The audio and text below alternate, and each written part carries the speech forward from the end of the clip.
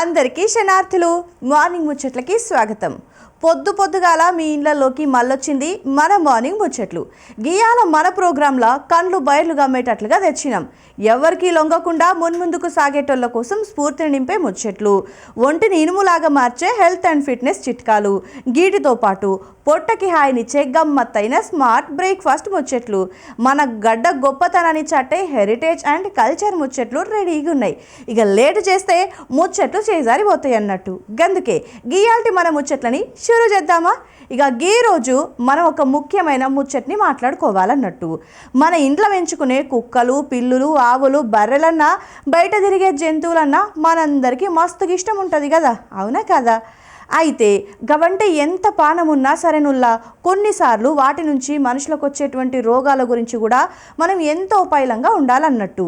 జంతువుల నుంచి మనకు వ్యాపించే గిట్లాంటి అంటువ్యాధుల మీద అందరికీ ఎరక చేయనికే జూలై 6వ తేదీన అంటే గియాల దునియా మొత్తం ప్రపంచ జూనోసిస్ దినోత్సవంగా పాటిస్తున్నారు. మన దేశంలో కూడా దీనికి ఎంతో ప్రాధాన్యత ఉంది. ఇక గీ ముచ్చట్లతోటి మీ మెదడుకు మేత పెట్టే క్వశ్చన్ ఎట్లాగా ఉంటుంది కదా, గదేదో సుత్తం పండ్రి. చెప్పిన మాట విననివాడు అని మొదలయ్యే పద్యం ఏ మానసిక స్థితిని విమర్శిస్తుంది? ఆప్షన్ ఏ సోమరితనం, ఆప్షన్ బి అహంకారం మరియు మొండితనం, ఆప్షన్ సి మతిమరుపు, ఆప్షన్ డి వినయపూర్వక ప్రవర్తన. ఇగో ఈ ప్రశ్నకైతే సమాధానాన్ని చివర్లో చెప్తా, చూస్తూనే ఉండుండ్రి.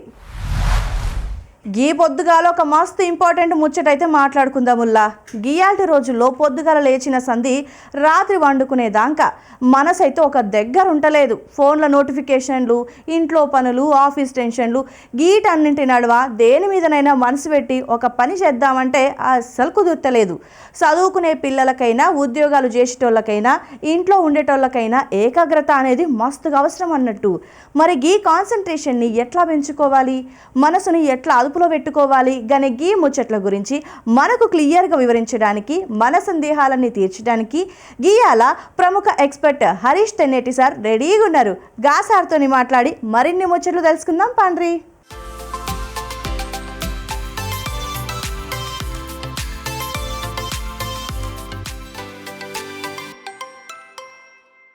నమస్తే.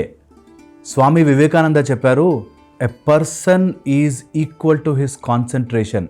నీ లైఫ్లో ఎంత డెవలప్ అవ్వాలి అన్నా నీ కాన్సన్ట్రేషన్ ఎంత ఉంది అనే దాన్ని బట్టి ఆధారపడి ఉంటుంది.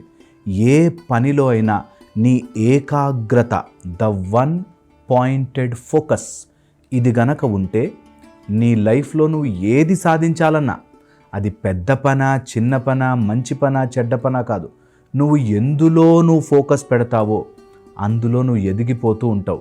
నువ్వు బాధ, భయం, అయ్యో నా లైఫ్ ఎందుకు ఇలా ఉంది అంటావా? అలా అనడంలో నువ్వు స్పెషలిస్ట్ అయిపోతావు. ఎప్పుడైతే మన లైఫ్లో మన వన్ పాయింటెడ్ ఫోకస్ దేని మీదకి వెళుతుందో అందులోనే గెలుపు ఉంటుంది. అయితే చాలామంది కూడా ఒక జాబ్లోనో ఒక పనిలో ఇరుక్కుపోయి నా జీవితం అంతా అక్కడే ఉండిపోయింది, ఏదో చేద్దాం, ఏదో ఎదుగుదాం అనుకుంటారు. కానీ లైఫ్ అంతా బిజీగా అయిపోతూ ఉంటుంది. ఒక ఆయన షాప్ పెట్టుకున్నాడు. ఆ షాప్లో వచ్చిన ఇన్కమ్తో ఇంకేముందు నేను లైఫ్లో ఏదేదో చేసేస్తాననుకున్నాడు. కానీ ఆ షాప్లో ఎంత బిజీ అయిపోయాడంటే తన లైఫ్ని తను బ్రతకడం, తను సాధించాలనుకున్నది సాధించలేకపోవడం కూడా ఆగిపోయింది. చాలామంది కూడా అలా జాబ్లో జాయిన్ అవుతారు, ఇంకా 9 నుంచి 7 వరకు బిజీ అయిపోతారు. ఇంటికి పోయేసరికి ఆ ట్రాఫిక్లో అలసిపోతారు, పడుకుండిపోతారు. ఆయన ఎప్పుడూ సింగర్ అవుదాం అనుకున్నాడు, కానీ ఎక్కడ ఈ బిజీ లైఫ్లో ఎక్కడవుతాను అని ఆగిపోయాడు. సో ఇలాగా మన జీవితంలో ఏదో ఒకటి మన ఎనర్జీని, మన ఫోకస్ని, మన కాన్సన్ట్రేషన్ని లాక్కుంటుంది. మీరు ఎప్పుడైనా చూసారా, పిల్లలు ఫోన్ చూస్తున్నారు అనుకోండి, ఆ ఫోన్లోకి ఎంత ఇరుక్కుపోతారంటే బయట ప్రపంచం మాయమైపోతుంది. ఆ ఫోకస్ అంతా ఫోన్ మీదకి వెళ్తుంది అండ్ దాంట్లోనే నవ్వుకుంటూ ఉంటారు, దాంట్లోనే ఆవేశపడుతూ ఉంటాం. మనం కూడా పిల్లల దాకా ఎందుకు, అడల్ట్స్ కూడా ఫోన్ చూసి ఎంత ఫోకస్ అయిపోతారో కదా.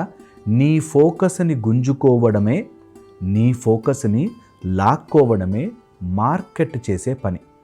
నీ ఫోకస్ని నీ దగ్గర పెట్టుకోవడం, మన ఫోకస్ని మన దగ్గర ఉంచుకోవడం ఈజ్ వెరీ ఇంపార్టెంట్.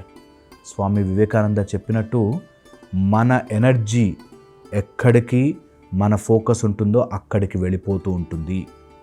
ఇది తెలుసుకున్నాక అవును నాకు అర్థమైంది, ఫోకస్ ఉంటే మంచిదే, కానీ రావట్లేదు. కొంతమంది పిల్లలు పుస్తకం ఇక్కడ ఉంటుంది, పేపర్ అక్కడే ఉంటుంది, ఎక్కడెక్కడో ఆలోచనలు ఉంటాయి. ఎవరైనా టీచర్ చూస్తున్నారంటే బుక్ మీదకి చూపు ఉంటుంది, కానీ మైండ్ మాత్రం ఎక్కడికో వెళ్తుంది. సో ఇమ్మీడియట్లీ మనం అర్థం చేసుకోవాలి, మన focus is directly linked to our mind. మన మైండ్ ఎటు వెళితే మన ఫోకస్ అటు వెళ్తుంది. నా వీడియో చూస్తున్నా లేకపోతే ఏదైనా మనం ప్రోగ్రామ్ చూస్తున్నా మన మైండ్ అలా వెళ్ళిపోయిందంటే అన్ని ఫ్యాకల్టీస్ వింటూ ఉంటాయి, చూస్తూ ఉంటాయి, కానీ మన మైండ్ ఎక్కడ లేదో అక్కడ ఫోకస్ ఉండదు. సో ఇమ్మీడియట్లీ మీ లైఫ్ని మీరు బెటర్ చేసుకోవాలంటే కాన్సన్ట్రేషన్, ఫోకస్ ఉండాలి. ఆ ఫోకస్ని బెటర్ చేసుకోవాలి అంటే మైండ్ చెప్పిన చోట కూర్చోవాలి. మైండ్ చెప్పిన చోట ఎట్లా కూర్చుంటుంది? నేను పుస్తకం ఓపెన్ చేసి అట్లా కూర్చోవాలి అంటే నా మైండ్ ఎక్కడెక్కడికో వెళ్తుంది కదా, ఎలా కూర్చుంటుంది అని చాలామందికి డౌట్. సో దీన్ని ఒక 3-4 స్టెప్స్గా చెప్తాను. ఫస్ట్, మైండ్ ఎక్కడ కూర్చోవాలన్నా మైండ్ ఈజ్ అ మసిల్ అని గుర్తుపెట్టాలి. మైండ్ ఈజ్ అ మసిల్ అంటే నీ మజిల్ని ఎలా అయితే నువ్వు ట్రైన్ చేసుకుంటావో, జిమ్కి వెళ్ళి ఎక్సర్సైజ్ చేసి ట్రైన్ చేస్తామో అలాగా నీ మైండ్ని ట్రైన్ చేసుకోవచ్చు.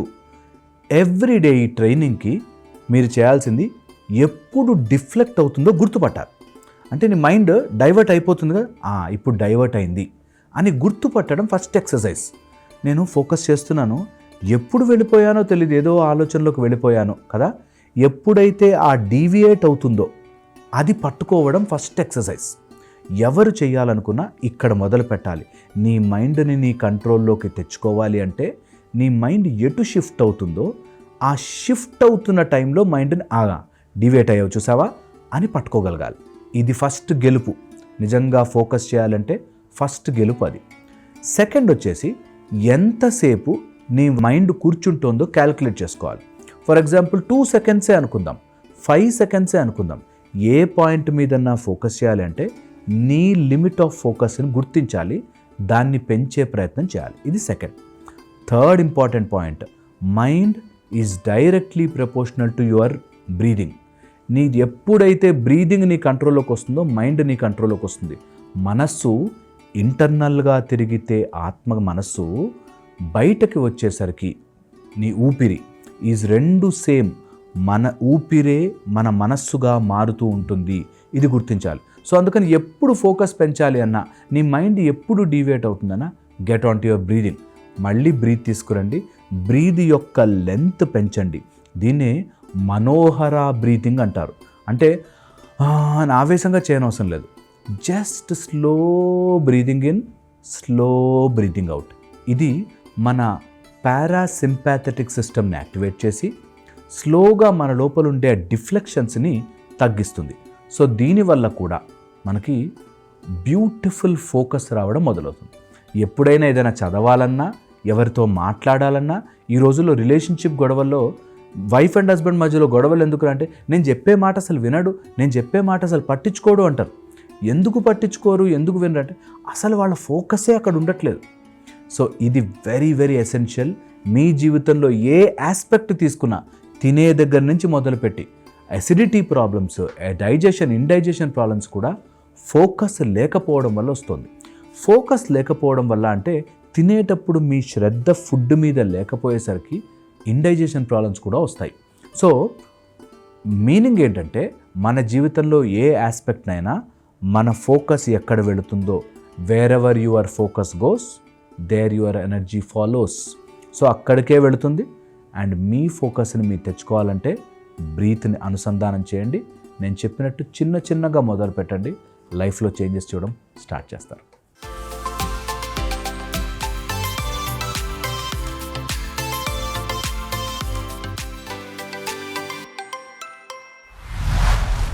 చూసింటారు కదా, గీయాల మన ఎక్స్పర్ట్ హరీష్ తెన్నేటి సారు ఏకాగ్రతని ఎట్లా పెంచుకోవాలి, మనసుని ఒకే టార్గెట్ మీద ఎట్లా నిలపాలి అనే దానిపైన మస్తు ముచ్చట్లయితే చెప్పిండు కదా. చిన్న టెక్నిక్స్ తోటి కొంచెం శ్రద్ధ పెడితే మనం చేసే ఏ పనినైనా సరే 100% కాన్సన్ట్రేషన్ తోటి చేయొచ్చని మనకైతే మస్తు ఈజీగా అర్థమయ్యేటట్టు వివరించిండ్రు కదా. ఇక హరీష్ సార్ చెప్పిన ముచ్చట్లని మీరందరూ కూడా పాటిస్తారని, మీ లైఫ్లో సక్సెస్ అవుతారని అనుకుంటున్నా. మరి మనకు ఇంత మంచి ముచ్చట్లు చెప్పినందుకు హరీష్ తెన్నేటి సార్కి దండాలు. ఇక ఇప్పుడైతే మీకోసం ఒక అద్దరిపోయే ముచ్చట్ని తీసుకొచ్చిన. గదేంటంటే గీ మధ్య ఎవరిని చూసినా ఫోన్లు పట్టుడు లేదంటే కుర్చీలో కూలబడుడు గివే అయిపోయినాయి కదా. దీనివల్ల నడుములు గట్టిపడిపోయి వంగమంటే వంగకుండా తయారవుతున్నారు. కానీ గియాల మన ప్రోగ్రాంలో కొంతమంది ముద్దులకే పిల్లలు కూడా రాబోతున్నారు. గాళ్ళు ఒళ్ళుని రబ్బర్ లెక్క ఎట్లా తిప్పుతారంటే అసలు వెన్నుముకని వెనక్కి వంచి బ్యాక్ బెండింగ్ ఆసనాలతోని ఎట్లా మాయ చేస్తారో చూడబోతున్నాం. ఈ బ్యాక్ బెండింగ్ అంటే ఉత్తగానే నడుమంచుడు కాదుల్లా, గిందులో బేసిక్ లెవెల్ నుంచి మొదలుపెట్టి మీడియం లెవెల్ గట్లనే ఊపిరి ఆగిపోయేలా చేసే అడ్వాన్స్ లెవెల్ దాకా ఎన్నెన్నో వేరియేషన్లు ఉన్నాయి. గా వేరియేషన్ల గురించి అభిషేక్ సార్ పిల్లగాళ్ళతోటి చెప్పి చేయిస్తాళ్ళు. మరి ఇంకెందుకు లేటు, మన పిల్లగాళ్ళు చేసే ఈ అద్భుతమైన బ్యాక్ బెండింగ్ ఆసనాలని చూసి మనం కూడా నేర్చుకుందాం పండ్రి. శుభోదయం అందరికీ. నా పేరు అభిషేక్. నేను యోగా ట్రైనర్ని, స్టేజ్ స్కూల్లో వర్క్ చేస్తాను. ఈరోజు మనం బ్యాక్ బెండింగ్లో ఎన్ని వేరియేషన్ ఆసనాస్ ఉన్నాయో పిల్లలతో ద్వారా మనం తెలుసుకుందాం. అండ్ దాంతో మనకి వచ్చే బెనిఫిట్స్ ఏమేమి ఉంటాయో అవి కూడా చెప్తాను. ఫస్ట్ మన పిల్లలు స్టార్టింగ్ ఫస్ట్ బేసిక్ ఆసనాస్ నుంచి అడ్వాన్స్ ఆసనాస్ వాళ్ళు ఏమేమి చేయగలుగుతారో ఈరోజు మనం చూద్దాం. ఫస్ట్ ఆసన్ భుజంగాసన్, కోబ్రా పోజ్. ఎస్,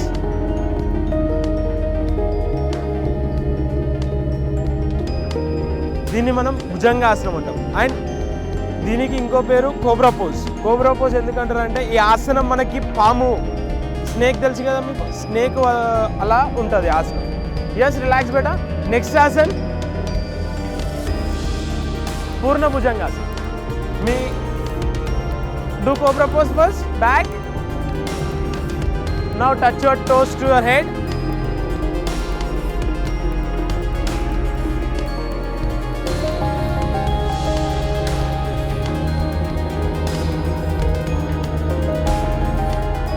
ఈ ఆసనం పేరు పూర్ణ భుజంగాసనం.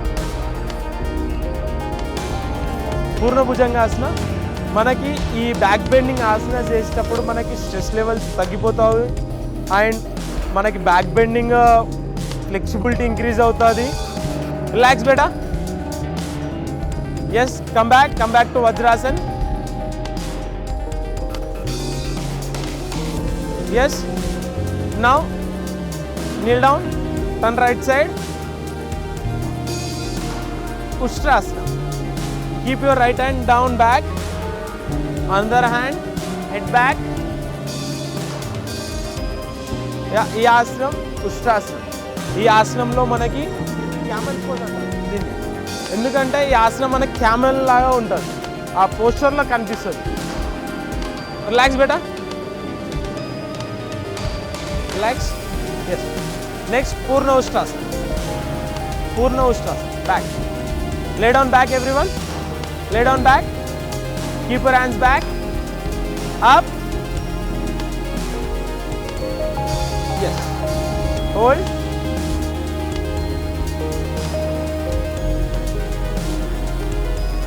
రిలాక్స్.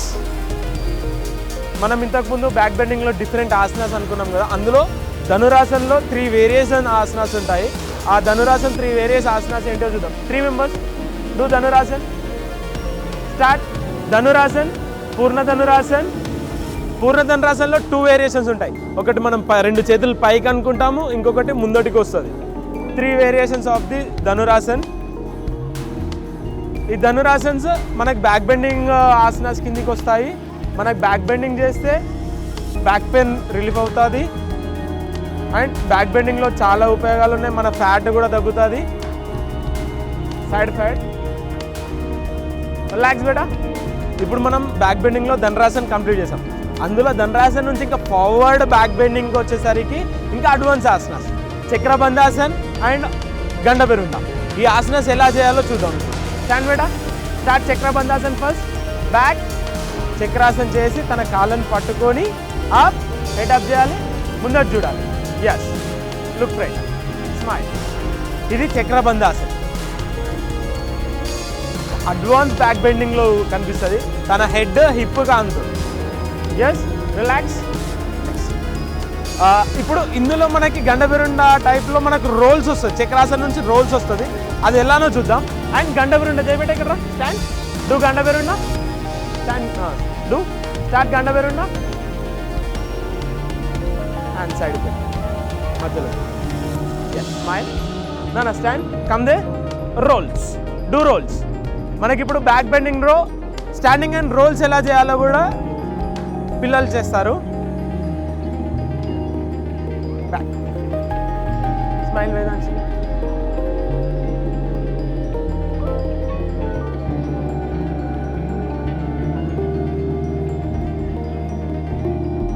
రిలాక్స్ బేటా. Stand do forward bend touch your toes. After doing back bending you should do compulsory front bending. Back bending చేసిన తర్వాత కంపల్సరీ ఫ్రంట్ బెండింగ్ చేసుకోవాలి. ఎందుకంటే మనం back bending over stress back bending చేసినప్పుడు మనకు బ్యాక్ పెయిన్ వస్తుంది.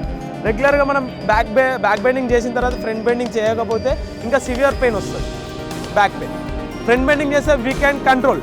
ఇప్పుడు మనం ఎగ్జాంపుల్గా ఏదైనా స్ట్రెచబుల్ రబ్బర్ ఆర్ ఏదైనా తీసుకుంటే బ్యాక్ బెండ్ అయిన తర్వాత we can see that small bender. Again మనం ఫ్రంట్ బెండింగ్ ఆల్టర్నేట్ ఆపోజిట్ చేసినప్పుడు we can control the stiffness. Okay, ఇప్పుడు మనం ఇక్కడున్న పిల్లల అందరితో పాటు స్టాండింగ్ చక్రాసన్ ఎలా చేయాలో చూపిస్తాం. అందులో ఈ బాబు పీపీ 2C LKG ఇతను కూడా స్టాండింగ్ చక్రాసన్ చేయగలుగుతారు. యోగాకి ఏజ్తో సంబంధం లేదు, పెద్దవాళ్ళు చేయవచ్చు, చిన్నవాళ్ళు చేయవచ్చు, లైఫ్ లాంగ్ ఎనీ టైం మనం యోగా చేయవచ్చు. Come beta, take position, keep your hands up. Hands up అండి. yes start back back back. very good.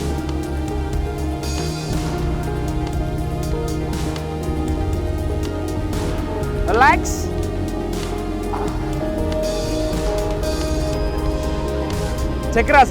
Chakrasan చేయడం వల్ల మనకి బెనిఫిట్స్. మనం పడుకొని చక్రాసన్ చేసినప్పుడు మన వెన్నుపూస అనేది కరువులో బెండ్ అవుతుంది. కరువులో బెండ్ అయినప్పుడు మనకి అక్కడ ఉండే ఫ్లెక్సిబిలిటీ ఇంప్రూవ్ అవుతుంది. మన స్ట్రెస్ లెవెల్, బ్యాక్ బోన్కి సంబంధించిన స్ట్రెస్ లెవెల్స్ మనకి కూర్చొని ఉన్నప్పుడు మన బ్యాక్ అనేది లైక్ ముందటికి కరువులో బెండ్ అయిపోతుంది. అది కాస్త మనకి ఫ్యూచర్లో ప్రాబ్లం కూడా కావచ్చు, స్పైనల్ కార్డ్ ప్రాబ్లమ్స్ కూడా రావచ్చు. మనం చక్రాసన్ చేయడం వల్ల స్పైనల్ కార్డ్ ప్రాబ్లమ్స్ కూడా మనం రెడ్యూస్ చేయవచ్చు. ఇంతకుముందు మనం బ్యాక్ బెండింగ్లో గండవెరుండ చక్రబంధాసనం చూసాం కదా. ఇప్పుడు అందులో డింబాసనం, కంప్లీట్ బ్యాక్ బెండింగ్ చేసి తన చేతులతో కాళ్ళని పట్టుకోవడంని డింబాసనం అని అంటారు. అది ఎలా చేద్దామో ఇప్పుడు పిల్లలతో పాటు చూపిస్తాం. మధ్యలో తను వేదాంశి 4th క్లాస్ చదువుతుంది.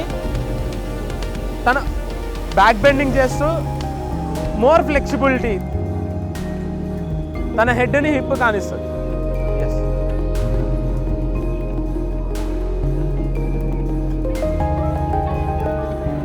డింబాసన్లో 2 వేరియేషన్స్ వస్తాయి. రిలాక్స్ బేటా. డూ ఫ్రంట్ బెండింగ్ బేటా, do front bending, touch your toes, do front bending. Yes, relax.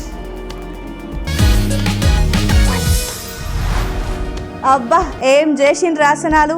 చిన్నపిల్లలే కానీ ఒళ్ళునైతే విల్లు లెక్క ఎట్లా ఉంచిండ్రు. బేసిక్ లెవెల్ కానించాలి అడ్వాన్స్ లెవెల్ దాకా గాలు వేస్తుంటే నాకైతే కన్ను బయర్లు గమనయుల్లా. చూసిండ్రు కదా యోగాకి ఉన్న పవర్ ఎట్లా ఉంటుందో అని.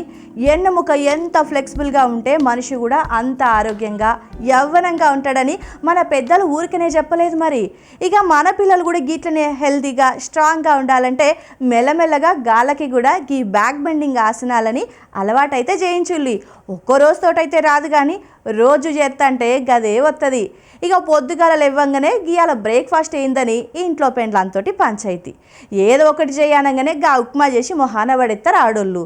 ఉప్మా అంటేనే ముఖం చాటేసేటోళ్ళు ఏం చేయాలో తెలియక తినట్టుగా చేసి ఆఫీసులకి పరుగులైతే పెడుతుంటారు.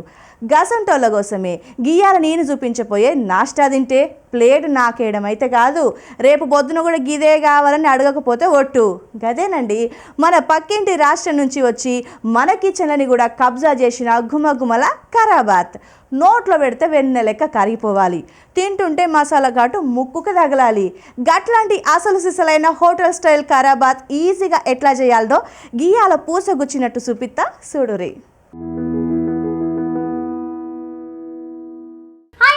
నమస్తే, వెల్కమ్ టు స్మార్ట్ బ్రేక్ఫాస్ట్. ఈ రోజు మనం ఎవరితో ఉన్నామంటే సీనియర్ ఫుడ్ ఎక్స్పర్ట్ వనమలవర్ధన్ గారితో ఉన్నాం. హలో మ్యామ్, ఎలా ఉన్నారు? బాగున్నాను అనిత, మీరు ఎలా ఉన్నారు? చాలా బాగున్నాను మ్యామ్.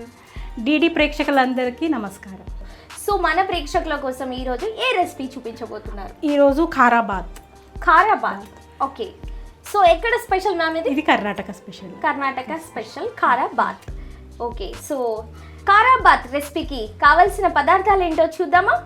ఖారాబాత్కి కావలసిన పదార్థాలు: గోధుమ రవ్వ, కాజు, ఉల్లిగడ్డ, టమోటా, నెయ్యి, మిక్స్డ్ వెజిటబుల్స్, కరివేపాకు, ఆవాలు, పసుపు, ఎండుమిర్చి, తురిమిన కొబ్బరి, ఉప్పు, నూనె.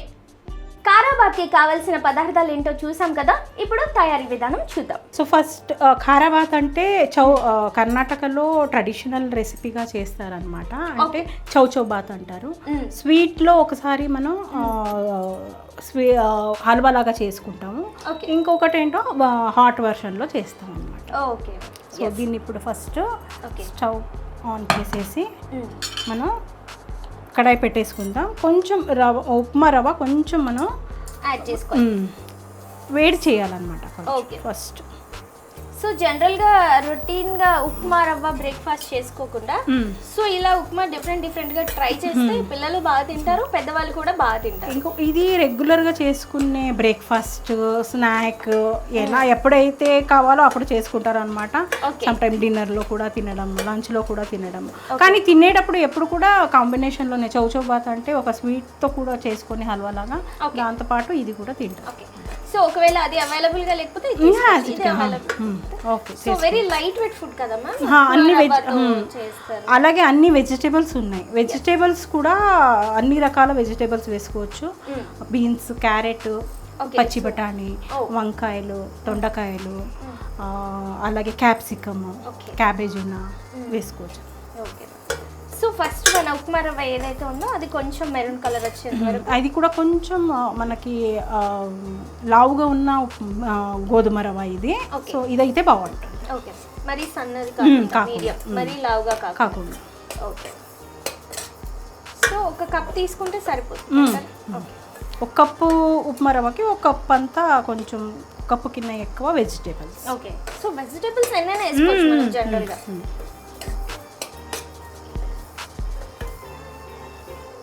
దీన్ని ఒక ప్లేట్లో తీసుకుందాము. ప్లేట్లో, ఓకే, ఈ ప్లేట్ తీసుకుందాం.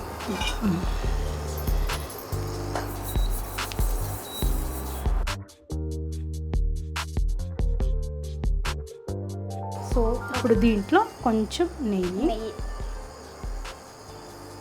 సో మీరు జనరల్గా అంటే మీ ఇంట్లో మీ ఫ్యామిలీ మెంబర్స్కి కర్ణాటక స్పెషల్స్ ఎక్కువ చేస్తారా, మన తెలంగాణ స్పెషల్స్ ఎక్కువ చేస్తారా? అన్నీ అన్నీ అన్నీ అన్నీ సో మీకు ఎన్ని లాంగ్వేజెస్ రెసిపీస్ వచ్చు మ్యామ్? అవును, ఆల్మోస్ట్ 4-5 లాంగ్వేజెస్. ఓకే, సో అంటే మీరు క్లాసెస్ చెప్పేటప్పుడు మీ పిల్లలకి అంటే అటు ఇటు మిక్సింగ్గా నేర్పిస్తారా, వాళ్ళకి ఏం కావాలంటే అదే నేర్పిస్తారు? ఓకే, నెయ్యి వేసాను, అలాగే కొంచెం నూనె కూడా. ఓకే, నూనె కొంచెం ఎక్కువ పడుతుంది, నెయ్యి కానీ నూనె కానీ. ఓకే, ఎందుకంటే వెజిటేబుల్స్ ఉప్మా రవ్వ కాబట్టి కొంచెం ఎక్కువ పడుతుంది. దీంట్లో కొంచెం జీడిపప్పు, డ్రై ఫ్రూట్స్, జీడిపప్పు, బాదం పప్పు వేసుకోవచ్చు అనమాట. ఇంకా కిస్మిస్ అక్కర్లేదు, డ్రై ఫ్రూట్స్ ఏమైనా వేసుకోవచ్చు. జీడిపప్పు, బాదం మెయిన్. కొంచెం వేయించి తీసేసాను. మనం నార్మల్గా చేసుకునే ఉప్మా లాగానే ఇక్కడ కూడా పోపు వేయాలి. జనరల్గా మనం ఇంట్లో వంట చేసుకున్నప్పుడు చాలా టైం తీసుకున్నట్టు ఉంటాం కదా, బట్ ఈ రెసిపీస్ చాలా ఫాస్ట్గా అయిపోతుంది, చాలా తొందరగా అయిపోతుంది. ఉల్లిపాయ ముక్కలు, ఎండుమిర్చి. ఓకే, ఎండుమిర్చి చాలా రేర్ కదా మేడం, వాడతారు, బట్ టేస్ట్ చాలా బాగుంటుంది. ఈ రెసిపీనే చాలా డిఫరెన్స్గా ఉంటుంది, ఎందుకంటే దీంట్లో వాంగీబాత్ పౌడర్ అని చేస్తామన్నమాట. ప్రతి కన్నడ వాళ్ళ ఇంట్లో ఉంటుంది ఇది. దీంట్లో ఏంటంటే శనగపప్పు, మినపప్పు, గరం మసాలా, ధనియాలు, ఎండుమిర్చి ఇవన్నీ వేయించేసి కొంచెం పౌడర్ లాగా చేసుకొని పెట్టుకుంటాము. ఇలా ఉప్మా లాగా లేకపోతే ఏదైనా వెజిటేబుల్స్ కూడా చేసినప్పుడు కూడా ఇది వేసి కలుపుతారు. ఓకే, సో ఈ powder vangibath powder. So general గా మనం ఇది ఇడ్లీ దోశలో కూడా తినొచ్చు. లేదు, ఓన్లీ ఇది మన చట్నీ పొడిలాగా ఉండదు అనమాట, పొడిలాగా ఉండదు, జస్ట్ కూరలకి అలాగే ఉప్మా చేసుకున్నప్పుడు చేసుకోవాలి. ఓకే, అలాగే ఇది టమాటోస్. ఇప్పుడు ఈ వెజిటేబుల్స్ సన్నగా కట్ చేసిన వెజిటేబుల్స్ అన్ని ఆల్మోస్ట్ ఆలు, దొండకాయ, వంకాయ, క్యాప్సికమ్. సో మనం ఏదైనా యాడ్ చేసుకోవచ్చు. టమాటోస్ సన్నగా కట్ చేసుకోవాలి, అది చూసుకోవాలన్నమాట.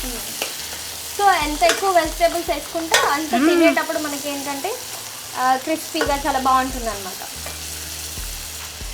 ఓకే, వెజిటేబుల్స్ ఫాస్ట్గా ఉడకాలంటే సాల్ట్ వేయాలి, అలాగే కొంచెం పసుపు కూడా వేయాలి. సో ఇంకా ఇందులో మనం సపరేట్ ఎండుమిర్చి మాత్రమే వేస్తున్నాం, ఇంకా వేరే కారం పౌడర్ ఇంకేం ఉండదు. ఎందుకంటే అనిత దీంట్లో వాంగిబాత్ అని చెప్పాను కదా, దాంట్లోనే ఎండుమిర్చిలు, ధనియాలు, హోల్ గరం మసాలా అన్నీ వేయించేసి మనం పౌడర్ చేసుకుంటాము. సో అందువల్ల అది మనకి కొంచెం దాంట్లో ఉన్న కారమే సరిపోతుంది. కొంచెం అయింది, దీన్ని ఒకసారి కలిపేసి నీళ్ళు వేసుకుందాం.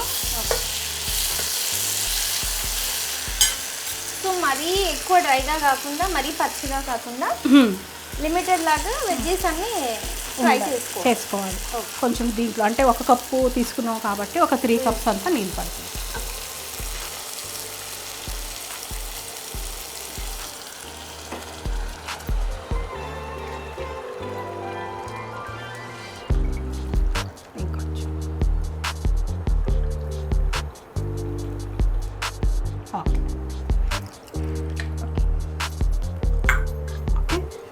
దీంట్లో ఇప్పుడు రుచికి ఓవరాల్కి సరిపడా ఉప్పు ఇప్పుడు వేయాలి.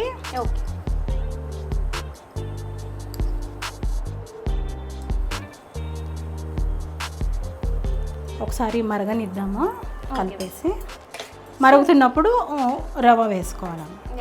కొంచెం న్యూడిల్స్ ఎలాగైతే ప్రిపేర్ చేస్తామో కొంచెం మనం లైక్ వెజిటేబుల్స్ అన్నీ వేసుకొని, అంటే ఇందులో ఇంకా కొంచెం ఎక్స్ట్రా ఇంగ్రీడియంట్స్ ఉన్నాయి. అవును, లైక్ నాకు అలాగే కొంచెం అనిపిస్తుంది.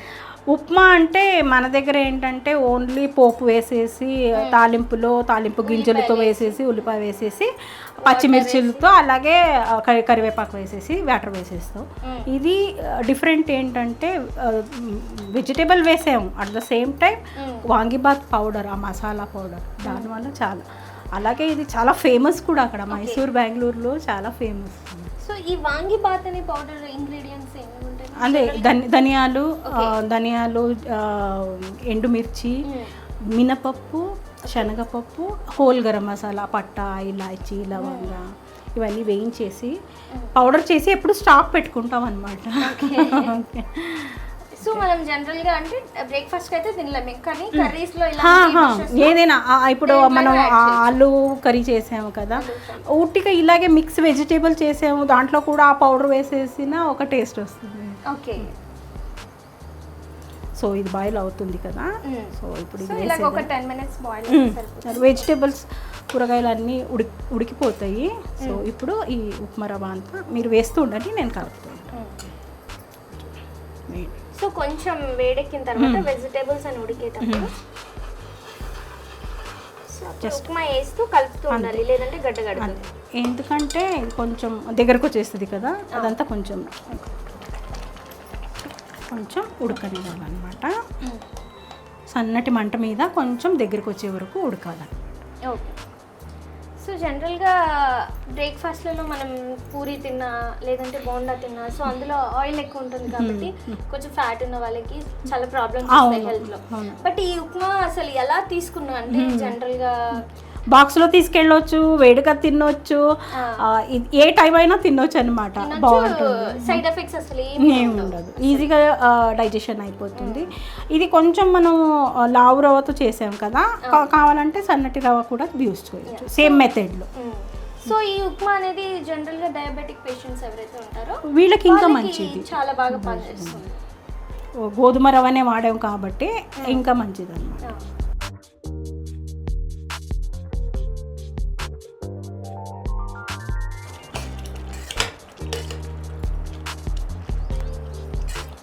సో దగ్గర పడేంత వరకు మనం కుక్ చేసుకుంటే సరిపోతుంది. సో తినేటప్పుడు మనకి ఆ బటానీ ఫ్లేవర్ కానీ అన్ని వెజిటేబుల్స్ కరివేపాకు వెజిటేబుల్స్ అన్ని మళ్ళీ ఆ మసాలా ఫ్లేవరు అదంతా చాలా బాగా వస్తుంది అనమాట. సో ఆల్మోస్ట్ 10 minutes అయిపోయింది కదా. ఆఫ్ చేసేద్దాం ఇప్పుడు. ఓకే, ఇది అయిపోయింది. ఇప్పుడు సర్వింగ్ చేస్తాం. సర్వ్ చేసే ముందు కొంచెం మనం ఈ పచ్చి కొబ్బరి ఓకే ఆఫ్ చేసినాక అలాగే కొన్ని జీడిపప్పు, కొంచెం నెయ్యి,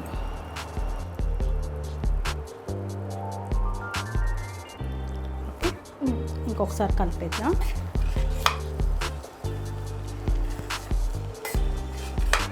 సో లాస్ట్లో కోకోనట్ ఫ్లేవర్ వేయడం వల్ల తినేటప్పుడు తెలుస్తుంది, చాలా బాగుంటుంది. జనరల్గా కోకోనట్ కర్రీలో కానీ ఇలాంటి రెసిపీస్ స్పెషల్ ఐటమ్స్ బ్రేక్ఫాస్ట్లో కానీ సో దేంట్లో అయినా చాలా బాగుంటుంది.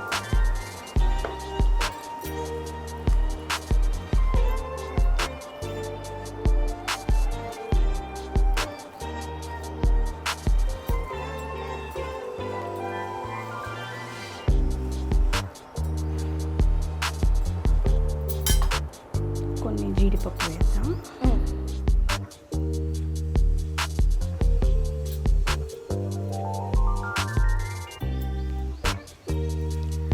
సో అనిత, వేడివేడిగా ఖారాబాత్ రెడీ అయిపోయింది. టేస్ట్ చేసి చెప్పండి. వేడి వేడిగా కారాబాత్ అయితే రెడీ అయిపోయింది. టేస్ట్ చేద్దామా?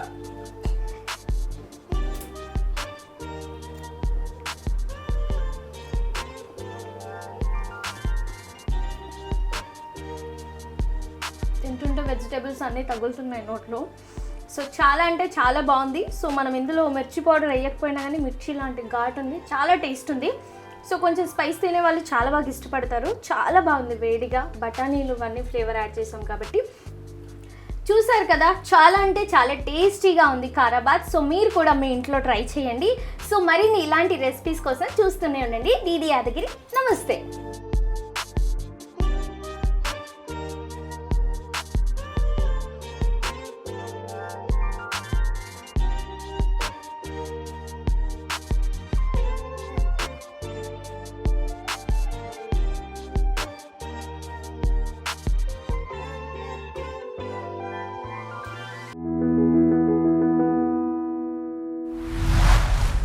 అబ్బా మస్తుగున్నది కదా, నోట్లో పెడితే గీట్లనే కరిగిపోతుంది.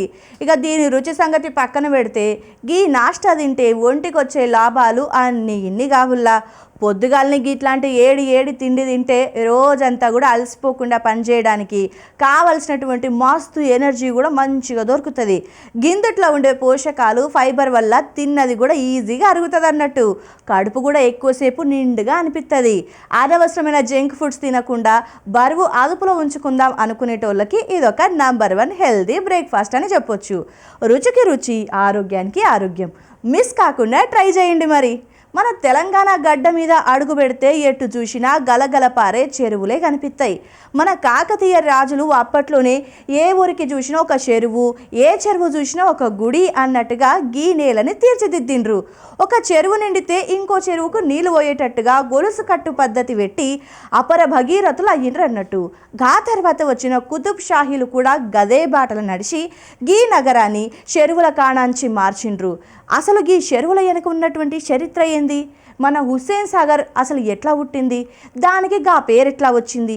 గివన్నీ గీయాల్టి మన ప్రోగ్రాంలో చూద్దాం పండ్రి.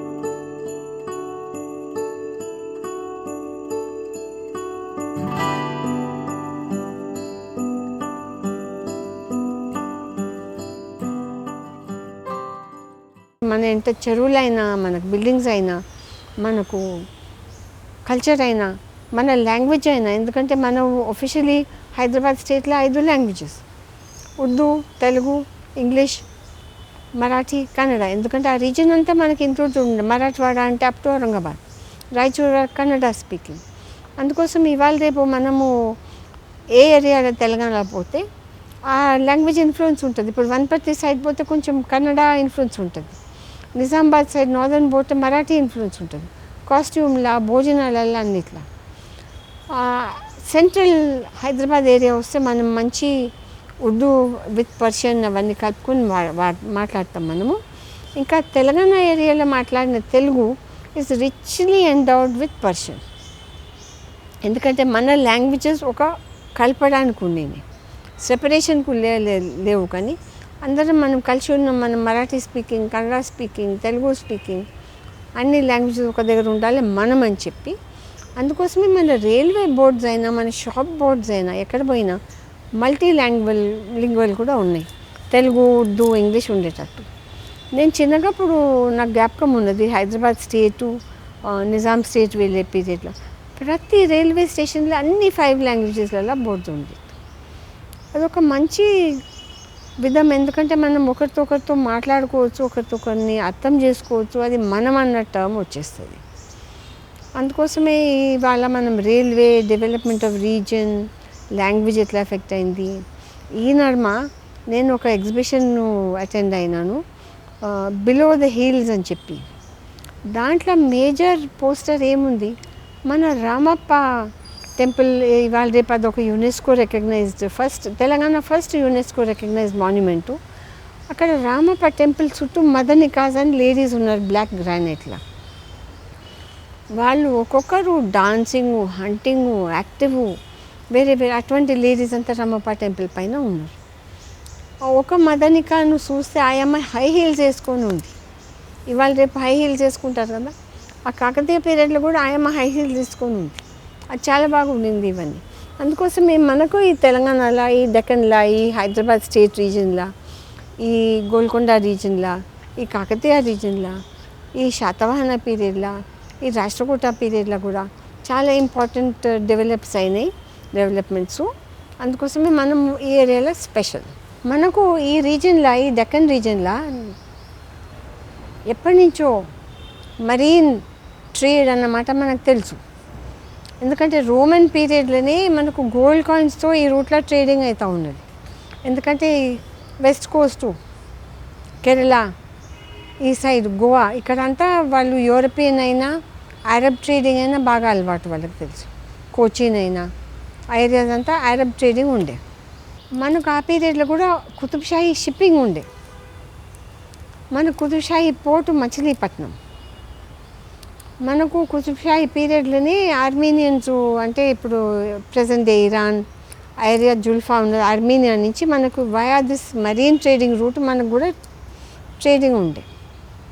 ఇప్పటికి కూడా మనకు ఓల్డ్ సిటీ హైదరాబాద్లో ఉప్పుగూడలో ఆర్మీనియన్ సెమిటరీ ఉన్నది. అప్పుడు వచ్చిన ట్రేడర్స్ ఇక్కడ ఏమైనా పాపం జ్వరమో ఏదో వచ్చిపోయినారు, వాళ్ళు ఇక్కడ దఫ్నా ఉన్నారు ఇక్కడ ఏరియాలో. అందుకోసమే మనకు మచిలీపట్నం ఆల్రెడీ ఒక కుతుబ్షాహీ పోర్టు, ఆసిఫ్జాహీ పీరియడ్లో కూడా మనకు అదొక పోర్టు ఉండే, మన ఓన్ షిప్స్ ఉండే. అటువంటి ట్రేడింగ్, అందుకోసమే east to west, west to east, ఇవన్నీ స్పైసెస్, టెక్స్టైల్స్ ఏంటంటే మజ్లిను, పోర్సిలేను, మనకి ఈస్టర్న్ చైనా, జపాన్ నుంచి వచ్చేది వెస్ట్కు పోవడానికి.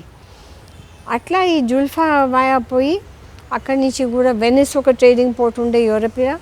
అందుకోసమే చాలా ఇంపార్టెంట్ రోల్ మనకు కుతుబ్షాహీ పీరియడ్లో కూడా ఉంది.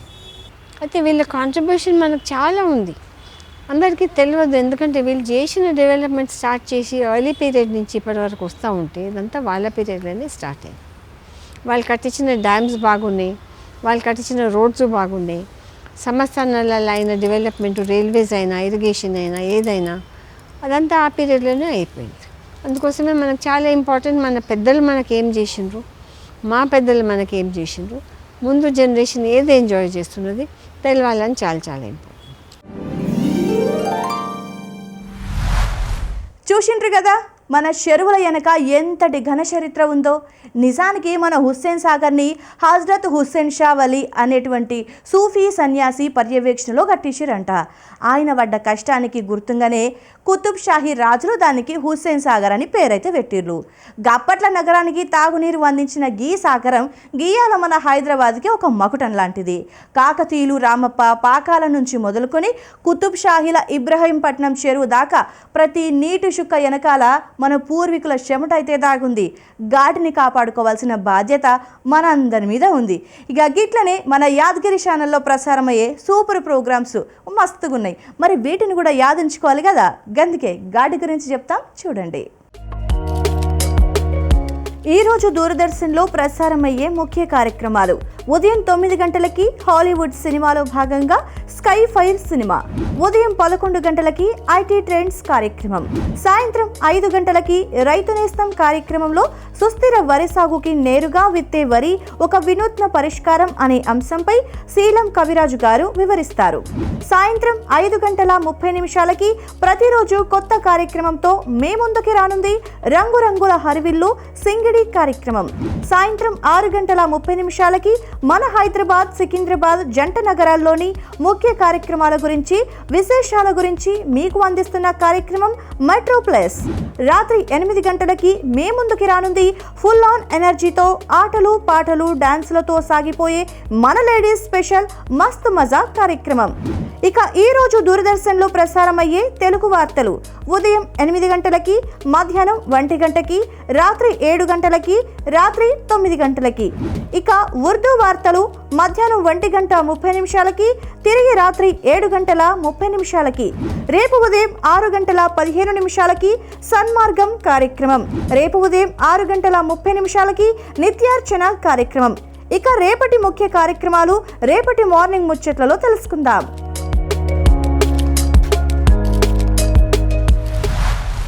గీయాలైతే మన ప్రశ్న యాదున్నదా అడిగింది.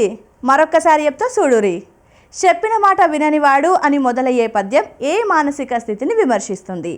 ఆప్షన్ ఏ సోమరితనం, ఆప్షన్ బి అహంకారం మరియు మొండితనం, ఆప్షన్ సి మతిమరుపు, ఆప్షన్ డి వినయపూర్వక ప్రవర్తన. ఆన్సర్ ఏదనుకుంటున్నారా? ఆన్సర్ వచ్చేసి ఆప్షన్ బి అహంకారం మరియు మొండితనం. ఇక నేను తీసుకొచ్చిన ముచ్చట్లు మంచిగా ఉన్నాయి కదా. ఇక మా మార్నింగ్ ముచ్చట్ల ప్రోగ్రాం గురించి మీ సలహాలు సూచనలు మాకు మెయిల్ చేయండి. మా మెయిల్ ఐడి programs.ddiyadagiri@gmail.com. గిట్లనే రేపు మళ్ళీ పొద్దుగాల వచ్చే మార్నింగ్ ముచ్చట్లలో కలుద్దాం. గప్పటి వరకు జరంత పైలం.